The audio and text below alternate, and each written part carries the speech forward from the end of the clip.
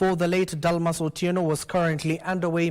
Family, friends, as well as political leaders who idolize the man are currently at that particular Requiem Mass of Otieno. And given that his daughter, that is Lillian Otieno, was able to read the eulogy, you can see they are lining up to view the body of the former Rongo Member of Parliament, also a former cabinet minister, that is in the form of Dalmas Otieno, who unfortunately passed on September 7th, 2025 at his Nairobi residence. He was aged 80. Who also serves in various aspects, not only the political circles, but in the circles of governance, also taking up the role of a cabinet minister at one point. Of course, the families and friends and political leaders who have converged there have said the achievements this man made during his tenure, not only the political class, but as a society as a whole. Now, of course, following the news of his passing, President William Ruto led the nation tributes recalling Otieno as a principled and visionary leader that ever took oath of office in this country, also clearly stating that he was a sharp, progressive and industrious statesman whose ideas and leadership will continue to shape a generation. The president further condoled with the family. Other words from key political leaders in this country is the ODM leader Raila Odinga, who described him as a public servant who believed in the power of effective and efficient public service as the cornerstone of good governance. The National Assembly Speaker Moses Wetangula clearly stated that he learnt this particular news with deep sorrow of the passing of Otieno. He said that Otieno served the nation with unwavering dedication, both as a cabinet minister and a long-serving member of Parliament. His calm demeanor, intellect and ability to bridge divides made him a voice of reason and an example of principled leadership. Wetangula further extended a heartfelt condolences to his family and the people of Rongo constituency on behalf of the National Assembly and the Parliament fraternity as a whole, given that he also served as a member of Parliament. He was born in 1945 in Rongo, Migori County. Otieno had a long and a distinguished career in politics and public administration. If you're just joining us, the people as well as friends, Kenyans, friends as well as the political class are currently viewing the body of the late Dalmas Otieno, who, as I told you earlier on, passed on September 7th, 2025. He'll be laid to rest on October 2nd at his rural home in Kangeso Village, Migori County, the family has announced. And of course, our very own Chumba will be telling us more in our subsequent bulletins. Let's come back here to the studio and inform you on other stories currently making headlines at this hour.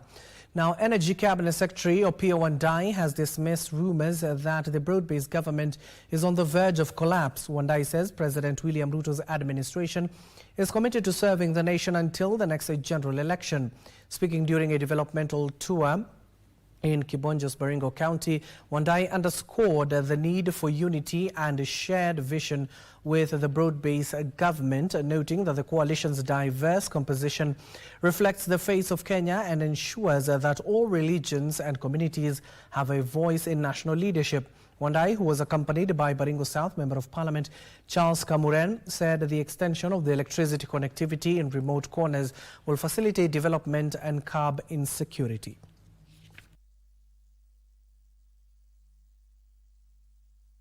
Msiwe na wasiwasi hata kidogo wananchi wa Kibonjosi ya kwamba serikali kuu ya Mheshimiwa Ruto iko kikamilifu, iko imara, na tumesema ya kwamba tutaungana na Mheshimiwa Raila huko mbele, aendelee kufanya kazi na Mheshimiwa Ruto mpaka dakika ya mwisho, mpaka 2032, si ndio? Kwa sababu wakati tulikuwa na shida kubwa mwaka 2007 mulijiunga nasi na mkasimama kidete.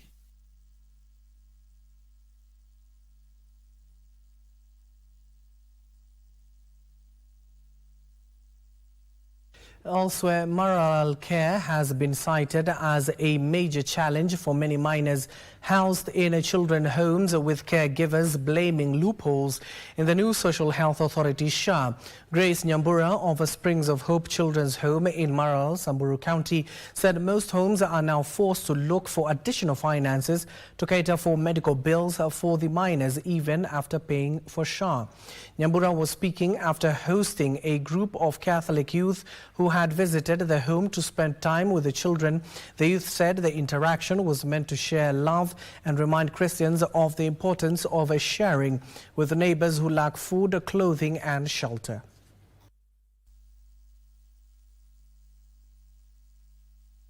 We don't have laboratories. We are even wondering, these learners who are doing the KJC examination next term, and I mean next month, how are they going to do these exams? We want the best for our learners. They are going to grade 10, but are they well prepared for senior school? Have they grasped a lot of content and context in everything that they are going to do in grade 10? For instance, the STEM, the 3 pathways. Some learners are not even aware of the pathways, but yet they are told, prepare yourself, you are going to grade 10 to do your pathways. And one of the challenge is network connectivity. I'm talking about the network connectivity because if you go to some interior areas within Marsabit County, there are areas where it will force teacher to climb a tree to make a call. I want to appeal to our government.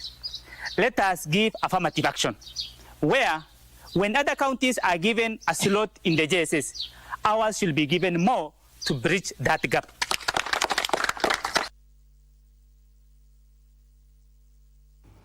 Also, the government is seeking to plant 100 million tree seedlings across the country, with over 70 million said to be fruit tree seedlings in commemoration of the Mazingira Day set for the 10th of October this year.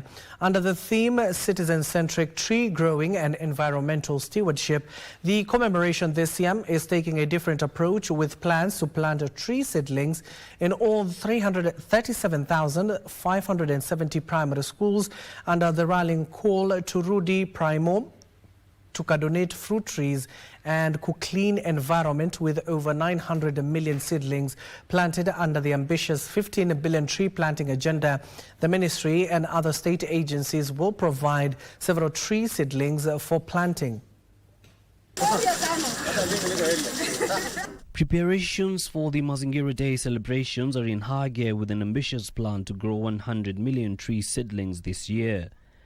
The Ministry of Environment says the 37,750 primary schools across the country will this year play host to the national and local celebrations. With the rallying call being to Rudi Primo to donate fruit trees in a clean environment, citizens are being urged to use the day to go back to their former primary schools and participate in the exercise. We have countrywide seedling mop-up distribution and the school site preparations. That will be done from 1st to 5th October 2025. So all alumni are supposed to mobilize resources so that now they can grow those 2,000 seedlings, as well as donate waste bins, color-coded waste bins, so that as they do the cleanup, then they have the waste bins. Kefri, in this process, has already confirmed that we shall be donating fruit trees from our tree nurseries in the counties where we exist. We make sure that they grow, and also we shall do the adoption, so that every learner will be given a portion or a number of trees to take care of, so that they see them grow and they appreciate. The government is also targeting to plant a total of 71,140,000 fruit trees across 35,570 public and private primary schools in the country. The primary source of the seedlings will be the Kenya Forest Service and Kenya Forestry Research Institute, but Kenyans are being encouraged to take the step of mobilizing alumni and obtaining the seedlings as a way of giving back to the institutions that shape their education journey. This drive is expected to grow the community agroforestry. It will also support industrialization as well as create an income base for all Kenyans. The initiative is expected to stimulate innovations within the circular economy creating green jobs for youth and positioning Kenya as a regional hub for green manufacturing, eco-design and sustainable packaging. Come out and plant trees, come out and do environmental cleanup, come out and specifically do the fruit trees, and mostly go back to where you came from. We have mapped the nearest KFS tree nursery, which is going to avail the seedlings that are required. We will majorly dwell on trees, agroforestry, indigenous, as well as any other species. Kabuyefwe Primary School in Saboti constituency, Trans Nzoia County, will host the national celebrations with several build-up activities planned. The annual national holiday will also be used to launch sustained campaigns for a cleaner environment and raise awareness about waste segregation at source to facilitate recycling. Waste management is everyone's responsibility. It's not just government responsibility. All of us are waste generators. Therefore, we must take responsibility. Yusufar reporting for Lunchtime News. Elsewhere, Education Cabinet Secretary Julius Migos Ogamba has commended the Orthodox Church for its role in supporting youth empowerment through education. Speaking at the official unveiling of a new girls' hostel, PC Kinyanjui Technical Training Institute in Riruta, Ogamba said the church has been instrumental in setting up schools and training institutions across the country and even helping needy children continue with their studies, urging Kenyans to emulate Archbishop Andreas Makarios for his tireless contribution to the education sector. The new facility, with a capacity of 600 beds, is expected to ease congestion or rather accommodation challenges for the students who are currently in those particular institutions. Speaking at the official unveiling of a new girls' hostel, PC Kinyanjui Technical Training Institute in Riruta, CS Ogamba said the church has been instrumental in setting up schools and training institutions across the country and even helping needy children continue with their studies, urging Kenyans to emulate Archbishop Andreas Makarios for his tireless contribution to the education sector. That somebody came, saw the vision and set up. And you can see the growth that has taken place here. Now we have a primary school, we have a teacher training college, we have a seminary, then we have a vocational and technical training. The new facility, with a capacity of 600 beds, is expected to ease accommodation challenges for the growing number of female students while enhancing their safety while in campus. Like I'm being told, this team here comes from the whole of East Africa. If this facility wasn't here, you wouldn't be here. You came because somebody set up, and this is what we encourage in our people, not just in Kenya but across Africa, that let us do things for posterity. We have, as you know, schools all over Kenya, and this is my priority. Myself, for the last 50 years, I have been giving chances to the small children. We have here, as you know, 421 children. We are giving them free education, 2 meals per day. Kamche Menza for Lunchtime News. Also, a 7-year-old Ian Baraka, the young boy whose face was shattered during a horrific banditry attack early this year, has successfully undergone a complex reconstructive surgery at the Kenyatta National Hospital, KNH. Surgeons have confirmed that the procedure was a success and Ian is now recovering well. The groundbreaking operation, which took slightly more than 7 hours in the theatre, was led by a multidisciplinary team of maxillofacial surgeons, orthodontists and ENT specialists. The surgeons worked meticulously to rebuild Ian's severely damaged facial structure. Ian sustained injuries to his face. You can see the nose and the upper lip are not present, and some of the tissues around the cheek. Now he also lost bone. The upper jaw is missing, and he also lost teeth. So essentially, he also sustained injuries on his lower jaw. The surgery involved fitting a platinum plate around Ian's nostril area to replace the shattered bones. This was followed by the placement of dental implants to restore his teeth. And finally, a prosthetic nose was fitted to complete the facial reconstruction. Before the surgery, extensive 3D mapping of Ian's facial structure was conducted to plan every step of the reconstruction. This is a 3D printed model, and what we have done is to look at the remaining tissues. So you can see this is his lower lip. You can see these are the cheeks, and we have put the implants already, okay, and we have put the teeth. So this has allowed us to make nose and lip, which is essentially this. So we've had to use this as our guide, and really, this is what we're anticipating to get once he's reconstructed. Dr. Margaret Marshall, one of the lead surgeons on the team, described the operation as one of the most delicate and technically challenging procedures.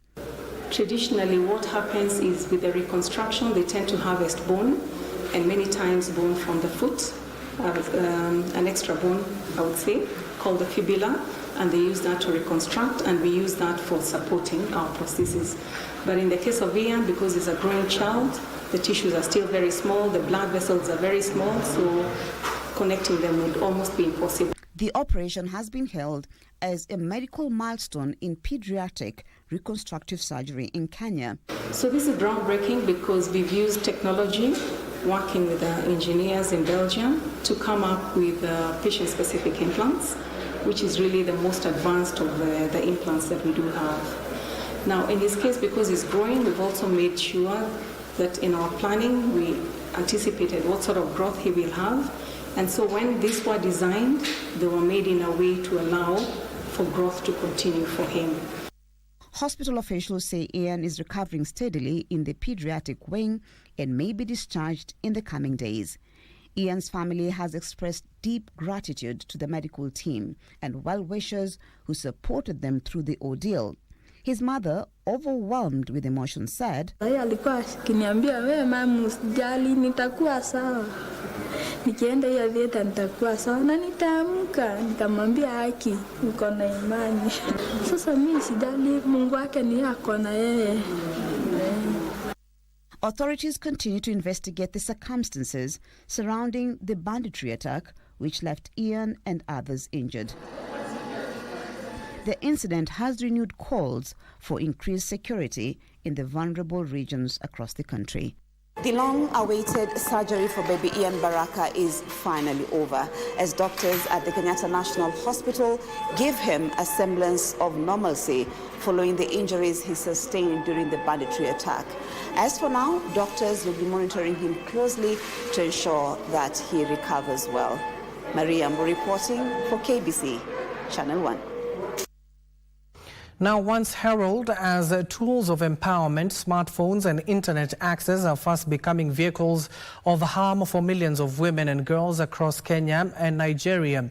A new study by Women Advocates Research and Documentation Center examining technology facilitating violence against women and girls in both countries reveals an alarming trend where women are targeted online with abuse and exploitation.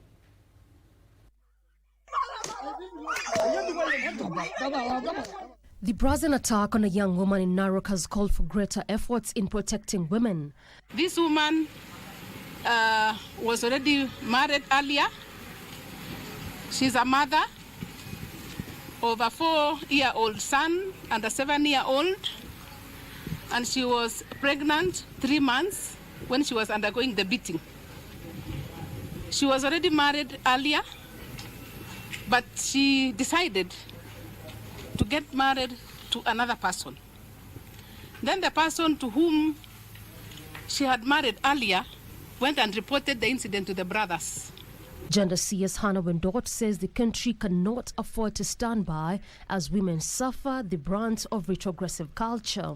We will not sit back until we hear that these people have been apprehended and be taken to court so they can answer to the charges of gaining and mistreating that woman. But as we speak now, the lady is safe. A report by Women Advocates Research and Documentation Center says women in Kenya and Nigeria are increasingly facing numerous forms of violence a lot of which is funded by technology. Most of the respondents in the study indicated that the violation happened on the WhatsApp, followed by Facebook, and then we had the SMSs were also notorious in perpetrating technology-facilitated violence, and also the voice recording. The study finds that legal frameworks in both countries are fragmented and outdated. In Kenya, laws like the Computer Misuse and Cybercrimes Act of 2018, the Sexual Offences Act 2006, and the Data Protection Act 2019 do not speak to each other, nor do they adequately reflect the realities women face online. Realize over time that part of what tech is also used for is to shut down women and also to violate women's rights and dignity. We've had instances where the violations occur, and duty bearers have not been able to sufficiently support. So before all these matters are able to reach court, there's a lot of support that is needed. In Nigeria, gaps between constitutional rights, the Data Protection Act, and Violence Against Persons Prohibition Act leaves significant legal blind spots. But even where laws exist, enforcement remains weak. The cultural landscape further complicates the issue as many women do not report online abuse due to fear of stigma, shame, or simply not knowing where to turn. The report recommends addressing digital violence by ensuring that laws are harmonized to address gender-specific digital harm. Police, prosecutors, and judges need training and cyber forensic resources. Survivors need accessible trauma-informed support services. And last but not least, platforms must be held accountable with clear, transparent safety protocols. And in other news, Jaramogi Oginga Odinga Teaching and Referral Hospital, in partnership with the Nairobi West Hospital and other stakeholders, have spearheaded a sickle cell awareness and screening drive in Kisumu as part of the national month-long campaign on the disease. The initiative brought together health workers, patients, community groups and partners such as Tumaini Sickle Cell Organization, the Farm Plus and the Kenya Red Cross in an effort to demystify the condition and highlight new treatment options now available in Kenya. Jaramogi Oginga Odinga Teaching and Referral Hospital Acting Chief Executive Officer Joshua Ochieng and the Nairobi West Hospital Director, that is Dr. Kibet Shikuku, underscored the need for people to know their genotype, noting that many Kenyans still do not undergo basic screening.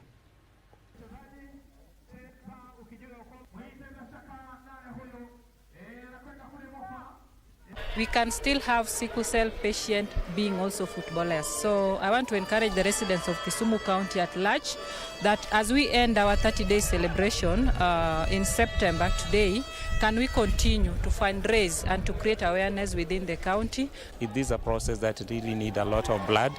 So you can come to Jaramogi, you donate blood to save a life. One patient needs around 6 to 10 pints of blood.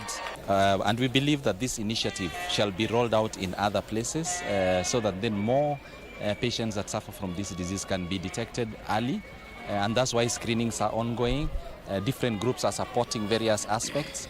And we believe that together we can actually make this disease much more bearable, and we should be able to save lives that would have otherwise lost.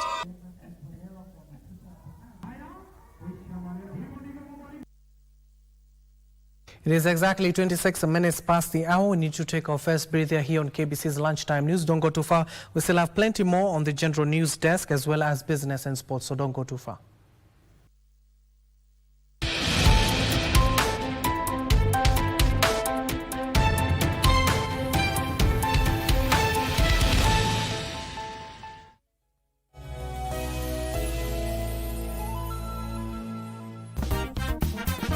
We are shining the spotlight on the women who are shaping the Kenya's film and theatre industry. My birth was a performance in itself. Oh, girl. I would put skits, yes, and I was the character, the actor in all the skits. I was the mother, I was the father, I was the brother, I was the sister, I was the house girl, I was everybody. I don't think there's any actor whose parents have forced them to be actors. Of course. Like, you must be an actor. Forget about being a doctor. Be an actor. When you walk into a room, first of all, people judge you and they want to see, are you creative enough? And then the next thing is, if you're in a leadership role, can you lead? Because at times people think it's the relationship with that woman that will give you the job. You show them, no, bring me the skills, and I will tell you whether you can work with me or not. You can't expect everything to just be served to you on a silver platter. This industry needs people to be hardworking. Looking to advertise on KBC? KBC announcement services are now available on eCitizen. Visit kbc.ecitizen.go.ke and fill out the online application form. It's simple.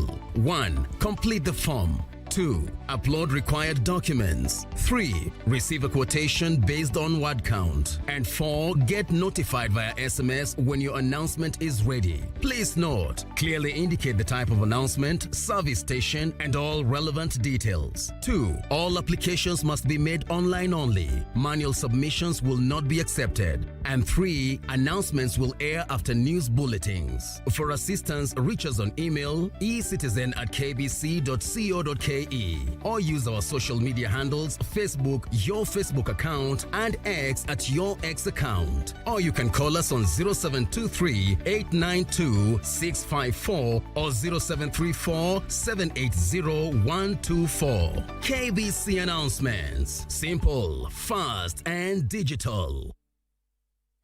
The world of governance is vast and can be alien to the ordinary man on the street. Critical issues are going to be discussed. From white papers to policy positions, it is easier to get lost in the labyrinth of words. Inside Government takes you to key global metropolis where critical decisions are made and where policies are crafted. We interview policymakers and senior government officials to highlight and enumerate government policies and projects. We take a deep dive into the underbelly of complex red tape to demystify policies across the country, across the world. Join me, O'Brien Kimani, on Inside Government, only on KBC Channel 1.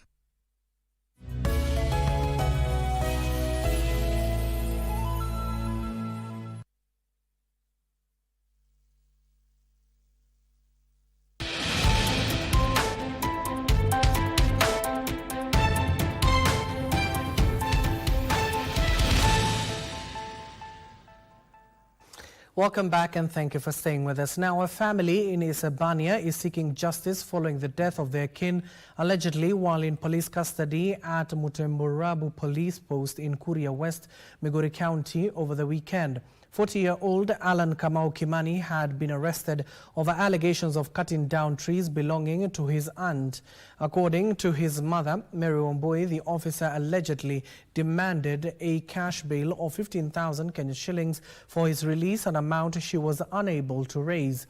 Later, she was informed that her son will be transferred to Isebania Police Station for court processing and arraignment. 3 days afterwards, Wambui was summoned to the police station where she was devastated to learn of her son's demise.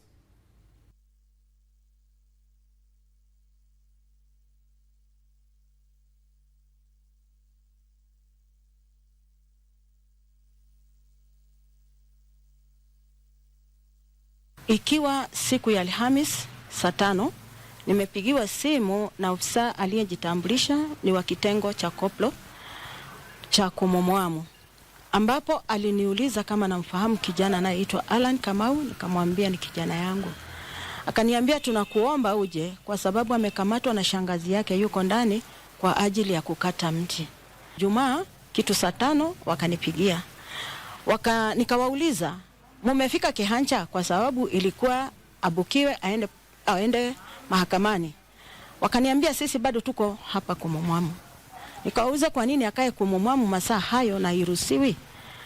Wakaniambia utajua baadaye. Kukaa kidogo, kijana akaomba namba ya mtu anaitwa Ethan na Mohamed. Nikamtumia, lakini wakakataa asiongee na hawa watu. Baadaye saa 11 koplo akanipigia simu. Mimi nilisikia sauti tu akimwambia ongea na mama yako. Nikasikia kiniambia kwa uchungu, mama, naomba uniokoe.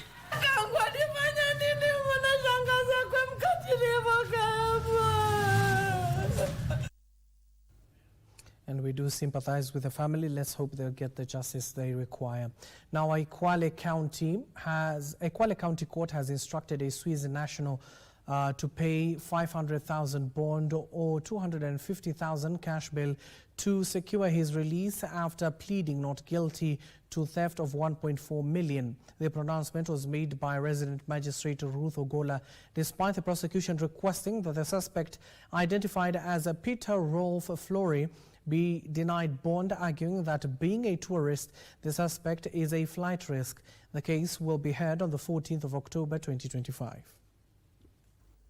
And I have a wife that just gave birth, and I need to take care of her. She's still in the hospital, and I wish to see her, and I plead that I can go home and take care of her. I believe that I can grant the terms, noting the sentiments of the parties, and I wish to state that the accused person may be released on bond of Kenya shillings 500,000 with one surety of a similar amount, or upon payment of cash bail of Kenya shillings 250,000 with 2 Kenyan sureties standing in for him to guarantee that he will attend court. And failure of the accused person to attend court means each of the guarantors will have to pay Kenya shillings 250,000. Now, controversies bring over the 7.3 million shillings raised during an empowerment program fundraiser in West Pokot County about a week ago. Critics of the program, led by the area governor Simon Kachapin, and traders have termed it as a politically skewed and lacking proper distribution criteria. However, a section of women groups in the country have defended the empowerment program, saying it has uplifted small-scale businesses in the county.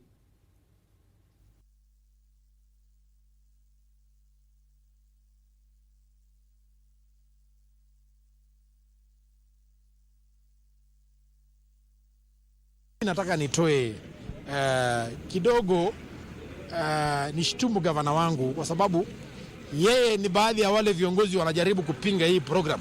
Na nimwambie gavana, wakati hii program ilikuwa Kajelipa, wewe ulienda na ukatoa 300,000. Wewe ukakataa kuja kutoa ile pesa. Kama wamama, juzi tulikuwa na empowerment Jumamosi, na tunashukuru president alitoa pesa mingi ya kuinua wakina mama, na wakakawa kwa uzuri sana, na kila kikundi ya mama alipata pesa yao ambaye waliahidiwa. Tunaunga president 100%, lakini ukora yenye iko hapa tuwezi kubali. Tunafanya empowerment hapa, na watu yangu wanajua tunafanya empowerment na partners. Inawekwa list. 100 victims of the recent fire in Silanga Ward in Langata Sub-County have received foodstuff courtesy of a local businessman, Otieno Nyando. Nyando said those affected lost valuable items and property, and even some have been rendered homeless, yet with young children and in need of urgent help. He challenged landowners in the area to avoid encroaching on roads, saying the fire bridge was unable to access the area due to blocked roads.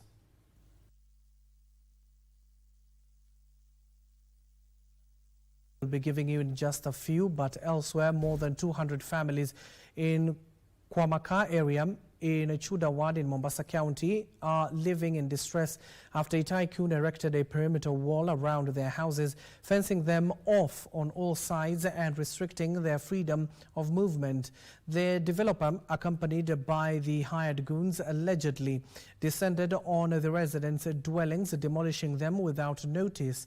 An appeal has been made to both the county and national governments to urgently intervene, terming the actions as inhumane, harassment and unlawful eviction that have left many families living in fear.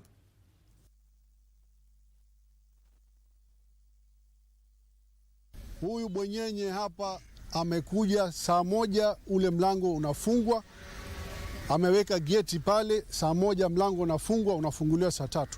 Kuna watoto hapa wanaenda shule, kuna kina mamama ambao wako na biashara zao hapa, kuna mandugu zangu, makaka zangu hapa wanaenda kazi. Hawa watu wataishi vipi? Unakuja vijana ambao ni watoto wetu, wanakuja kutumia vyombo ambavyo ni vya hatari, kubomoa nyumba, kubomoa, yani unang'olewa meza zako watupiwa kama umbwa. Kwani sisi si wakaaji wa Kenya? Sisi si wa Kenya? Hatuna haki kufanya biashara hapa Kenya? Na kama sisi si wa Kenya, tutafutiwe mahali tukaekwe.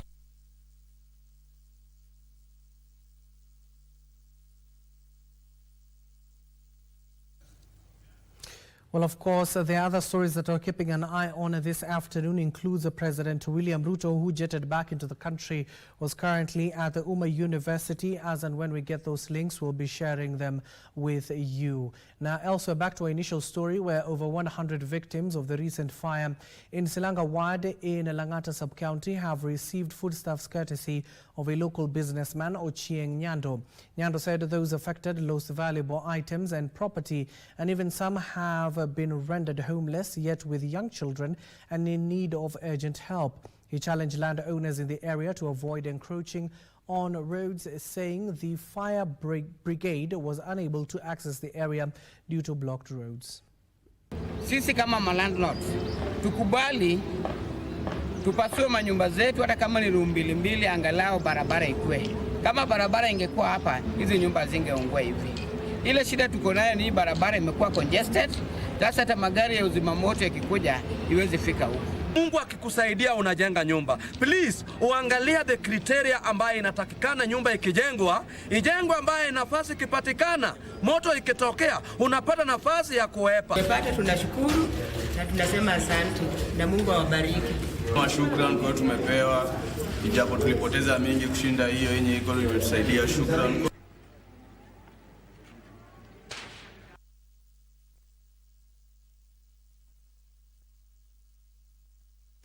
Investors are being urged to invest in Kenya's creative economy as part of Kenya's diversified economic opportunities. Kuramo Capital CEO Shaka Karaoke, the sector remains a frontier for growth, which is expected to supersede most sectors in the near future. He was speaking during the Kuramo Capital Management's Sub-Saharan Africa Day on the sidelines of the United Nations General Assembly.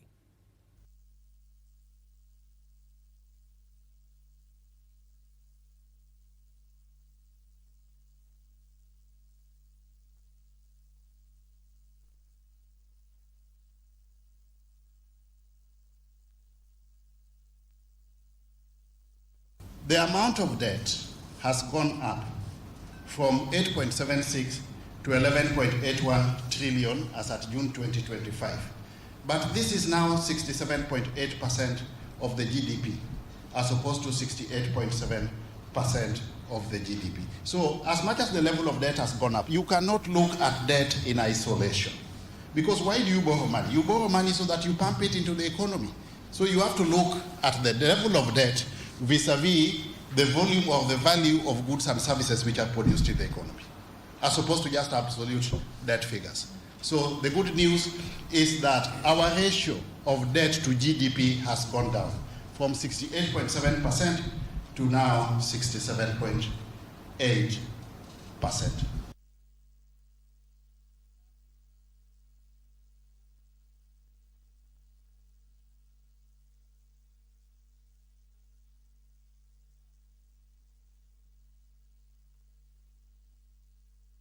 And we do apologize for that. The story that I read you earlier on, it was about vitalization, but let's take this intro for that particular earlier on story where an office where rather investors are being urged to, apologies for that, an Office of the Government Efficiency has been established to streamline public service delivery, enhance transparency and seal revenue leakages. Speaking during the second annual National Conference of the Economist 2025 in Kwale, Deputy Chief of Staff Charge of Performance and Delivery Management, that is Eliud Owalo, said the government is keen on value for money for Kenyans. Owalo further says Kenya has made strides in vitalizing the economy, citing lower inflation, higher revenue collection and improved foreign exchange reserves.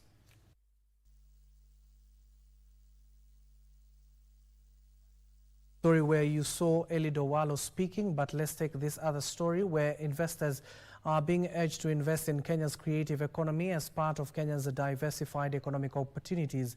Kuramo Capital CEO Shaka Karaoke, the sector remains a frontier for growth which is expected to supersede most sectors in the near future. He was speaking during Kuramo Capital Management's Sub-Sahara Africa Day on the sidelines of the United Nations General Assembly.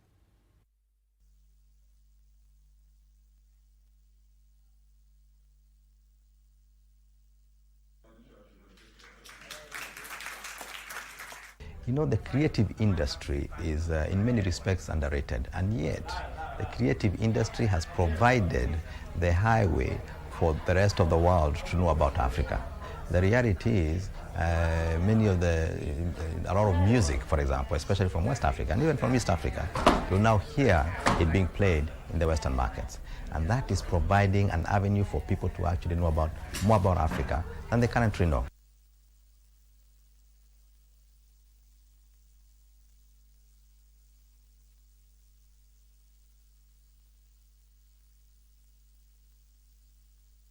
And on the international front, U.S. President Donald Trump said on Monday he was slapping 10% tariffs on imported timber and lumber and 25% duties on kitchen cabinets, bathroom vanities, and as well as upholstered furniture, continuing his tariff assault on global trading partners. The action is the first three sectors that Trump said last week will get steep new duties as early as October 1st, including partnered pharmaceutical imports and heavy truck imports. Trump signed a presidential proclamation opens new tab laying out his argument that timber, lumber and furniture imports are eroding U.S. national security to justify the new duties under Section 232 of the Trade Act of 1974. Trump's increasing use of Section 232 comes as he awaits a Supreme Court ruling on the legality, opens new tab of his broader reciprocal tariffs on global trading partners, which two lower courts have struck down. The proclamation said the tariff rates would start on 14th of October, but added that duties would increase on 1st of January to 30% for upholsters, wooden products, and 50% for kitchen cabinets and vanities imported from countries that failed to reach an agreement with the United States. Trump's proclamation said wood products imports were weakening the U.S. economy, resulting in the persistent threat of closures of wood mills and disruptions of wood product supply chains and diminishing utilization of the U.S. domestic wood industry. Trump's proclamation offered some countries that have struck tariff-reducing trade deals with the U.S.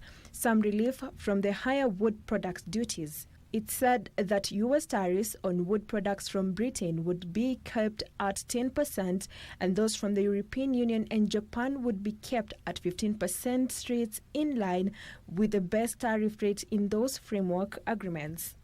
Elsewhere, China's manufacturing activity shrunk from a 6th month in September, an official survey showed on Tuesday, suggesting producers are waiting for further stimulus to boost domestic demand. The official Purchasing Managers Index rose at a 6-month high of 49.8 in September versus 49.4 in August. Markets remain steady following the data, with attention focused on policymakers' plans for near-term stimulus and a meeting for the ruling Communist Party in October to map out the next 5 years of China's social and economic development.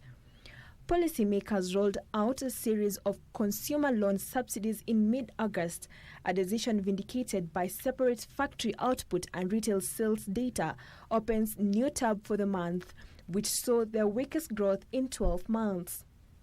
Finally, Ford and General Motors are racing to sign up car dealers for programs that would effectively extend the use of a $7,500 tax credit on leases of electric vehicles beyond the Tuesday expiration of the federal subsidy, according to dealers and documents.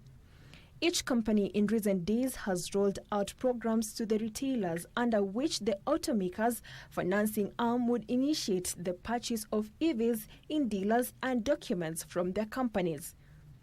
Those down payments will qualify the lending arms for the federal $7,500 tax credit on those vehicles, according to the documents and dealers. From there, dealers would offer leases on these cars to retail customers as usual for the several more months. With the $7,500 subsidy factored into the lease rate, the programs are aimed at softening the impact of the disappearance of tax credit, which has been in place for more than 15 years to encourage EV adoption.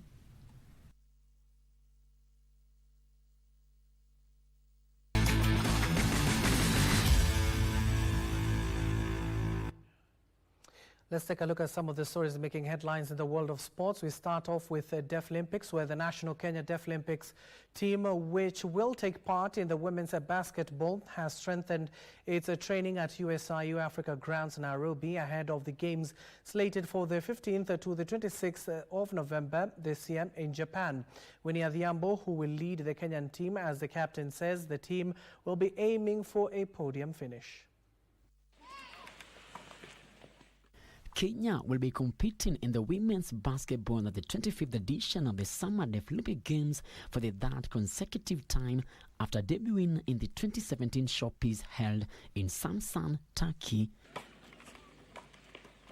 The Kenya women's basketball team, under the guidance of head coach Mary Chepkoi, has intensified training as it will be seeking to orchestrate its performance on the global stage. We have 20 ladies who are selected to go to camp, and we are now doing the non-residential camp as we wait for the official residential camp. There are supposed to be 20 of them. Some of them are from different counties, some far. They were not able to attend today, and today I have only 14 ladies. But the squad will be cut down to 12 players who will travel. During the first time Kenya featured in the games in Brazil, the Kenyan team managed to register a win against the hosts. Captain Winnie Adhiambo says the team needs to sharpen both their offense and defense, as well as work on key drills such as man-marking. Camp, so the aim is to travel to Japan, but so far in the previous Deaflympics, we've been in other championships like the ones in Brazil and even Greece. We've been training so hard, and our main aim so far is to get a medal. This time around, as a federation, we are promising Kenya that our team, when we reach Tokyo, Japan, we are going to get a medal and bring it home. That is our target. That is what will make our Kenya as a country proud that the deaf basketball women have achieved. Kenya is in Group A alongside giants Italy, Lithuania, and Australia. Frederick Muki for Lunchtime News. Elsewhere, Jared Bowen struck in the 65th minute to earn West Ham a point in the English Premier League opener under new boss Nuno Espirito Santo, holding Everton to a 1-1 draw at Goodison Park. Elsewhere, Michael Keane had fired the host ahead early with a bullet header from James Gunner's cross, but Bowen's deflected left foot shot pegged them back. West Ham finished stronger, giving Nuno encouragement. Despite the Hammers sitting second bottom on 4 points, Everton climbed to 9th level on 8 points with Chelsea and 3 others. It's brilliant! That is what they needed!